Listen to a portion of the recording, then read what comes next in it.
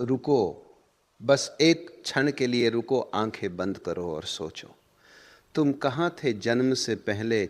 ये सवाल पूछते ही तुम्हारे भीतर कुछ कंपित होता है, कुछ हिलता है, कुछ डरता है। क्योंकि ये सवाल तुम्हारी सबसे बड़ी अज्ञानता को छूता है। तुम नहीं जानते, तुम सच में नहीं जानते कि तुम कहाँ से आए, कैसे आए, क्यों आए। और ये अज्ञानता तुम्हें परेशान करती है, इसीलिए तुम इस सवाल से भागते, इसे टालते हो, इसे धर्म के हवाले कर देते हो।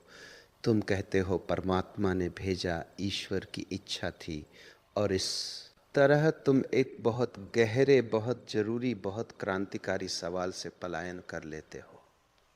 लेकिन आज मैं तुम्हें इस सवाल से भागने नहीं दूंगा। आज मैं तुम्हें उस रहस्यमयी यात्रा के बारे में बताऊंगा जो हर आत्मा जन्म से पहले करती है।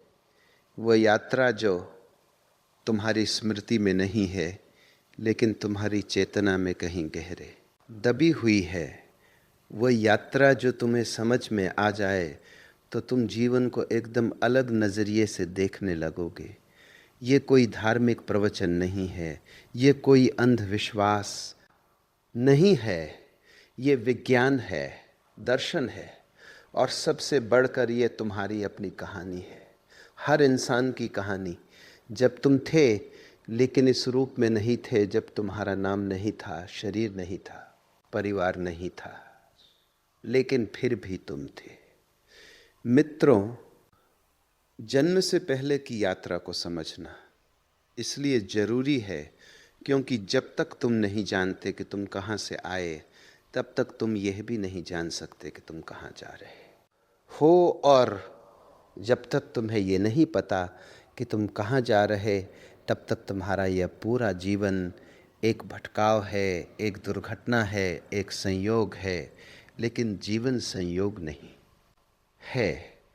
जीवन एक सुनियोजित यात्रा है, और इस यात्रा का पहला अध्याय जन्म से पहले शुरू होता है।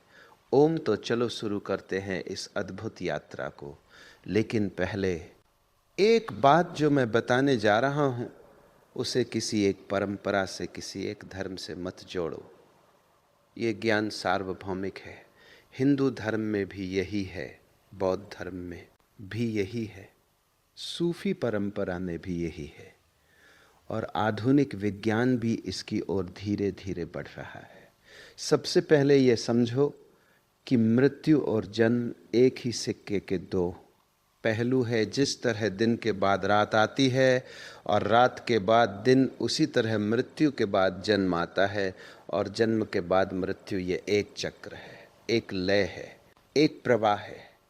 तुम जब मरते हो तो तुम समाप्त नहीं होते, केवल तुम्हारा शरीर समाप्त होता है।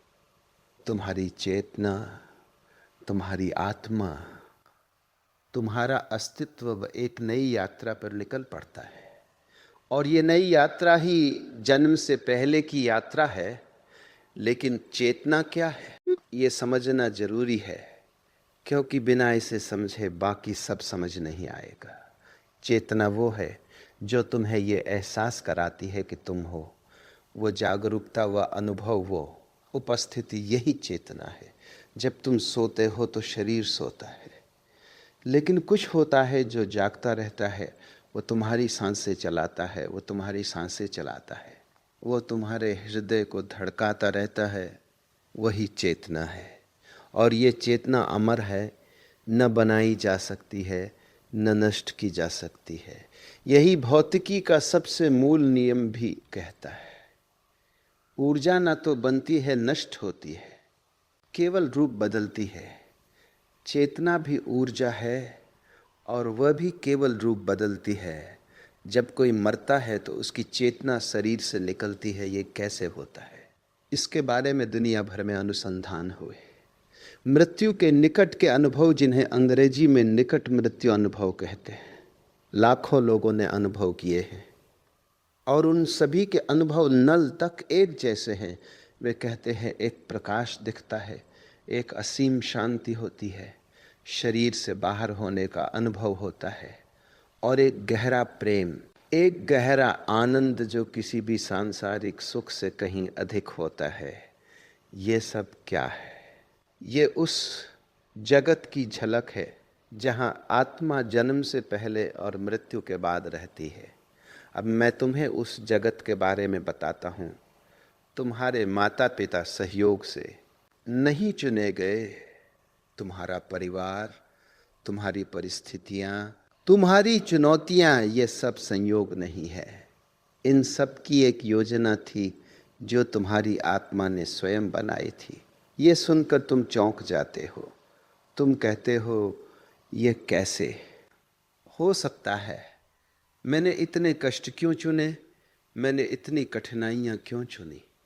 लेकिन यही तो रहस्य है। जब तुम्हारी दृष्टि विस्तृत होती है, जब तुम देख सकते हो कि हर अनुभव तुम्हारे विकास के लिए कितना जरूरी है, तब तुम वे अनुभव चुनते हो जो तुम्हारी आत्मा को आगे ले जाएंगे। जैसे एक विद्यार्थी कठिन परीक्षाएं चुनता है क्योंकि वह जानता है कि उनसे ही उसका विकास होगा। जैसे एक एथलीट कठिन प्रशिक्षण चुनता है क्योंकि वह जानता है कि उससे ही वो मजबूत बनेगा। उसी तरह आत्मा भी अपनी कठिनाइयां चुनती है। लेकिन यहाँ एक बहुत गहरी बात है। जब आत्मा सूक्ष्म जगत में होती है तो उसकी दृष्टि बहुत विस्तृत होती है। वो देख सकती है भूत, वर्तमान, भविष्य। वो देख सकती है कि कौन सी परिस्थितियां उसके विकास के लिए उपयुक्त है। लेकिन जैसे ही वह शरीर में आती है, ये दृष्टि खो जाती है। और यही है जीवन का खेल। तुम जानते थे सब कुछ और फिर तुमने सब कुछ भूल दिया। क्यों? क्योंकि अगर तुम्हें सब याद रहता तो खेल का मजा नहीं आता। जैसे एक नाटक में अगर अभिनेता ये ना भूले कि वो केवल अभिनय कर रहा है तो नाटक प्रभावशाली नहीं होगा। उसे पूरी तरह अपने पात्र में डूब जाना होता है। तुम भी इस जीवन रूपी नाटक में अपने पात्र में पूरी तरह डूब गए हो।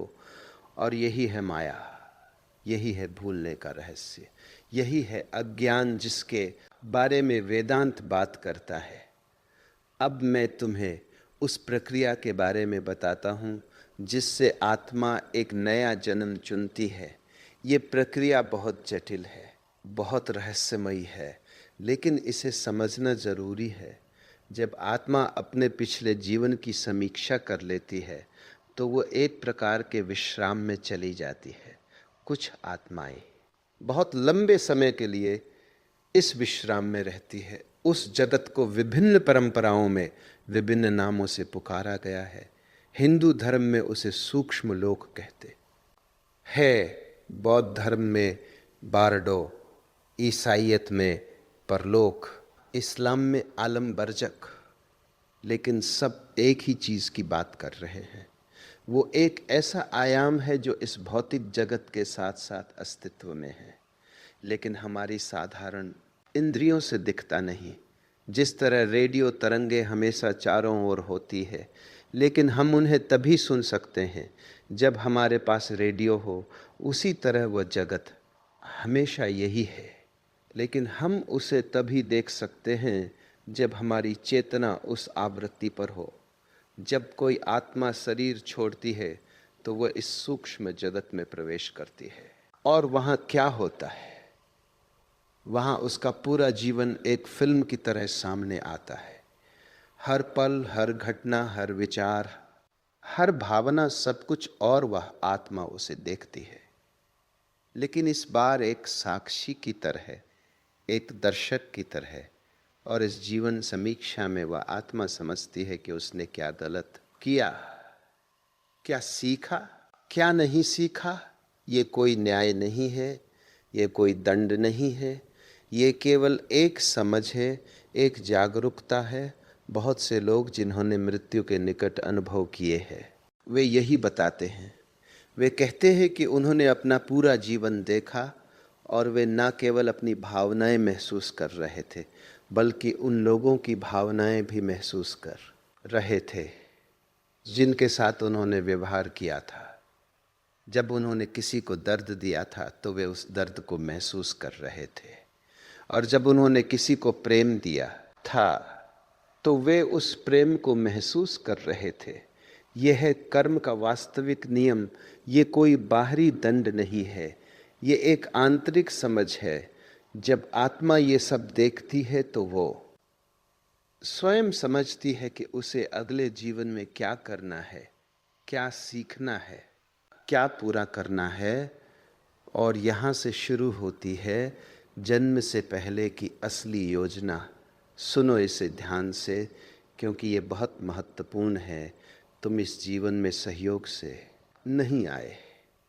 कुछ कम समय के लिए यह इस बात पर निर्भर करता है कि उस आत्मा ने पिछले जीवन में कितना कुछ किया था, कितना बोझ उठाया था, और उसे कितने आराम की जरूरत है। इस विश्राम के बाद आत्मा फिर से सक्रिय होती है और वह अपने अगले जीवन की योजना बनाने लगती है। इस प्रक्रिया में कुछ गुरु आत्माएं, कुछ उच्च चेतनाएं उसकी मदद करती है। वो उसे दिखाती है कि उसे क्या सीखना बाकी है, किन रिश्तों को पूरा करना है, किन कर्मों का हिसाब चुकाना है। हिंदू परंपरा में इन्हें देव कहते हैं, बौद्ध परंपरा में बोधिसत्व, ईसाईयत में स्वर्गदूत। लेकिन ये सब उच्च चेतनाएं हैं जो आत्मा की यात्रा में मार्गदर्शन करती है। और फिर आत्मा अपने माता पिता चुनती है। यह सुनने में अजीब लगता है, लेकिन यही सच है। तुमने अपने माता पिता चुने, तुमने वह देश, वह समाज, वह परिस्थिति चुनी। क्यों?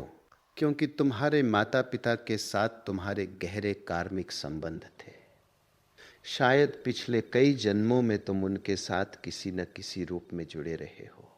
शायद कुछ अधूरा था जिसे इस जन्म में पूरा करना था। शायद उनके माध्यम से ही तुम्हें वे सबक सीखने थे जो तुम्हारी आत्मा के विकास के लिए जरूरी थे। इसीलिए कभी कभी देखते हो कि जो बच्चे बहुत कठिन परिवारों में पैदा होते हैं वे असाधारण मजबूत इंसान बनते हैं। जो लोग बहुत बड़े कष्टों से गुजरते हैं वे बहुत गहरे, बहुत समझदार, बहुत करुणावान बनते हैं। ये संयोग नहीं है, ये उन आत्माओं का चुनाव था।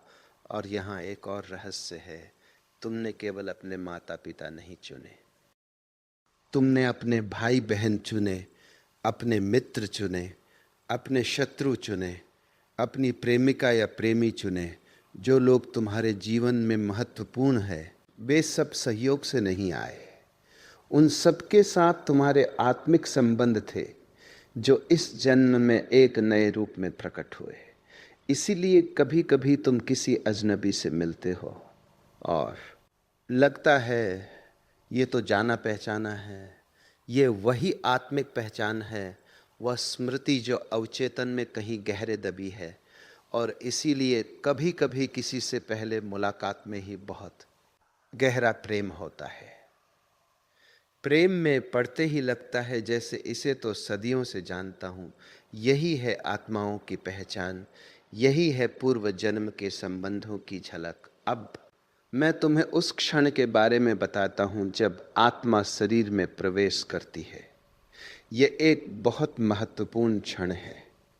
आत्मा का शरीर में प्रवेश एक बार में नहीं होता, ये एक क्रमिक प्रक्रिया है। जब दो प्राण जुड़ते हैं और गर्भाधान होता है तो आत्मा तुरंत शरीर में नहीं आती। वो पहले उस नए बन रहे शरीर के आसपास मंडराती है, उसे देखती है, उससे जुड़ती है। विभिन्न परंपराओं में आत्मा के शरीर में प्रवेश का समय अलग अलग बताया गया है।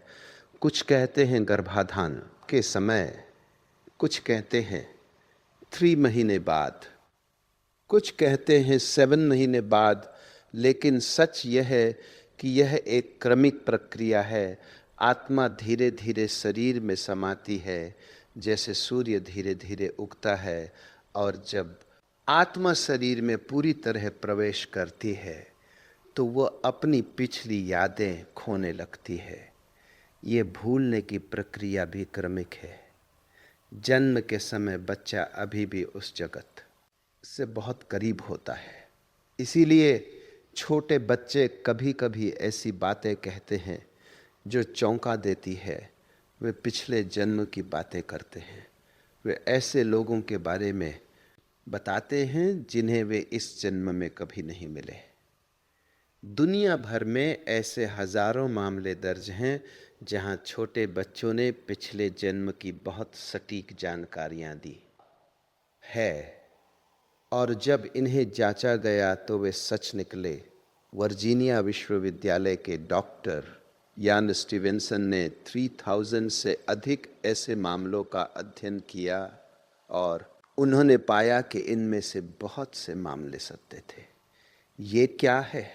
ये उस जन्म से पहले की स्मृति की झलक है जो धीरे धीरे 3-4 वर्ष की उम्र तक पूरी तरह मिट जाती है। इसीलिए छोटे बच्चे इतने मासूम होते हैं, इतने शुद्ध होते हैं, इतने आनंदित होते हैं, क्योंकि वे अभी भी और जैसे जैसे बच्चा बड़ा होता है समाज का संस्कार उस पर चढ़ता है। वह इस भौतिक जगत में और गहरे उतरता जाता है और वह दिव्य स्मृति धुंधली होती जाती है। अब मैं तुम्हें माँ के गर्भ में बिताए समय के बारे में बताता हूँ, क्योंकि जन्म से पहले की यात्रा का एक बहुत महत्वपूर्ण हिस्सा वो समय है जो आत्मा गर्भ में बिताती है। गर्भ में बच्चा केवल शारीरिक रूप से विकसित नहीं होता, उसकी चेतना भी विकसित होती है। उसकी आत्मा उन 9 महीनों में बहुत कुछ सीखती है, बहुत कुछ ग्रहण करती है। माँ जो महसूस करती है बच्चा वो सब महसूस करता है। माँ जब प्रसन्न होती है तो गर्भ में बच्चा भी प्रसन्न होता है। माँ जब दुखी होती है, चिंतित होती है, क्रोधित होती है, तो बच्चे पर भी वही प्रभाव पड़ता है। यह कोई कल्पना नहीं है। आधुनिक विज्ञान ने यह सिद्ध किया है। जब माँ तनाव में होती है तो कॉर्टिसोल नाम का हार्मोन उत्पन्न होता है जो गर्भनाल के माध्यम से बच्चे तक पहुंचता है और बच्चे पर इसका गहरा प्रभाव पड़ता है। इसीलिए प्राचीन भारत में गर्भवती महिलाओं को विशेष ध्यान दिया जाता था। उन्हें सुंदर संगीत सुनाया जाता था, सुंदर दृश्य दिखाए जाते थे, अच्छी कहानियां सुनाई जाती थी। यह सब इसलिए था क्योंकि हमारे पूर्वज जानते थे कि माँ की मनोदशा का बच्चे पर गहरा प्रभाव पड़ता है। अभिमन्यु की कहानी याद है। जब कुंती गर्भवती थी तो अर्जुन ने उन्हें चक्रव्यूह तोड़ने की विधि बताई और गर्भ में बालक अभिमन्यु ने वो सुन लिया। ये कथा प्रतीकात्मक है, लेकिन इसमें एक गहरा सत्य है। गर्भ में बच्चा सुनता है, समझता है, ग्रहण करता है, और आज का विज्ञान इसे प्रमाणित करता है। शोधों से पता चला है कि गर्भ में बच्चा अपनी माँ की आवाज़ पहचानता है, वह संगीत को पहचानता है, वो कुछ भाषाओं के स्वर पहचानता है, और जन्म के बाद जब वो उन्हीं आवाज़ों को सुनता है तो वो शांत हो जाता है। ये क्या है?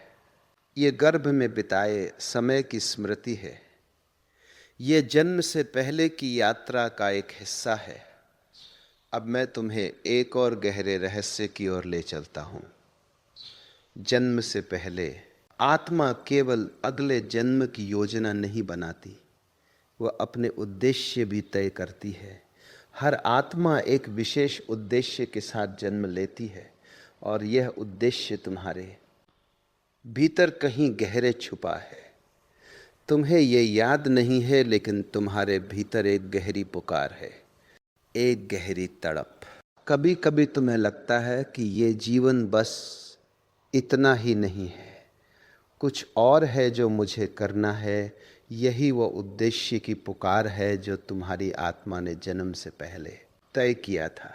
देखो, हर इंसान में कुछ विशेष होता है, कुछ ऐसा जो केवल उसी में है, किसी और में नहीं। कोई संगीत में अद्भुत है, कोई चित्रकला में, कोई लेखन में, कोई सेवा में, कोई नेतृत्व में। ये विशेषता सहयोग से नहीं आई, ये आत्मा ने अपने उद्देश्य के अनुसार चुनी है। और जब तुम उस विशेषता के अनुसार जीते हो, जब तुम अपने उद्देश्य के अनुसार चलते हो, तो एक गहरी संतुष्टि होती है, एक गहरा आनंद होता है। और जब तुम उसके विरुद्ध जाते हो तो एक गहरी बेचैनी होती है, एक गहरा खालीपन होता है। यही है जीवन का सबसे बड़ा प्रश्न। क्या मैं अपने उद्देश्य के अनुसार जी रहा हूं? और इस प्रश्न का उत्तर खोजने के लिए तुम्हें उस जन्म से पहले की यात्रा को समझना होगा, अपनी आत्मा की गहराई में उतरना होगा। ध्यान इसी का माध्यम है। जब तुम ध्यान में गहरे जाते हो, जब सारे विचार शांत हो जाते हैं, जब सारी उथल पुथल थम जाती है, तब कभी कभी एक गहरी अनुभूति होती है, एक ऐसा एहसास जो शब्दों में नहीं कहा जा सकता। और जब तुम उस जगह को छू लेते हो तो एक चमत्कार होता है, सारे भय मिट जाते हैं, सारी चिंताएं गायब हो जाती है, क्योंकि तब तुम्हें पता होता है कि तुम शरीर नहीं हो, तुम मन नहीं हो, तुम एक विचार नहीं हो, तुम एक शाश्वत आत्मा हो जो इस शरीर में अतिथि की तरह आई है एक विशेष यात्रा के लिए। और ये जानकर मृत्यु का भय भी मिट जाता है, क्योंकि मृत्यु केवल इस शरीर का, इस व्यक्तित्व का अंत है। आत्मा तो आगे बढ़ती रहती है अगली यात्रा पर, अगले अनुभव पर। यही है पुनर्जन्म का सिद्धांत। और ये केवल हिंदू धर्म की मान्यता नहीं है, बौद्ध धर्म इसे मानता है, प्राचीन ग्रीक दार्शनिक प्लेटो इसे मानते थे, प्रारंभिक ईसाईयत में भी इसे माना जाता था, सूफी परंपरा में इसका उल्लेख है, और आधुनिक विज्ञान भी धीरे धीरे इस ओर बढ़ रहा है। क्वांटम भौतिकी कहती है कि चेतना मस्तिष्क से उत्पन्न नहीं होती, बल्कि मस्तिष्क चेतना को ग्रहण करता है, जैसे एक रेडियो सेट रेडियो तरंगों को ग्रहण करता है। और अगर ऐसा है तो मस्तिष्क के नष्ट होने से चेतना नष्ट नहीं होती, चेतना तो बनी रहती है।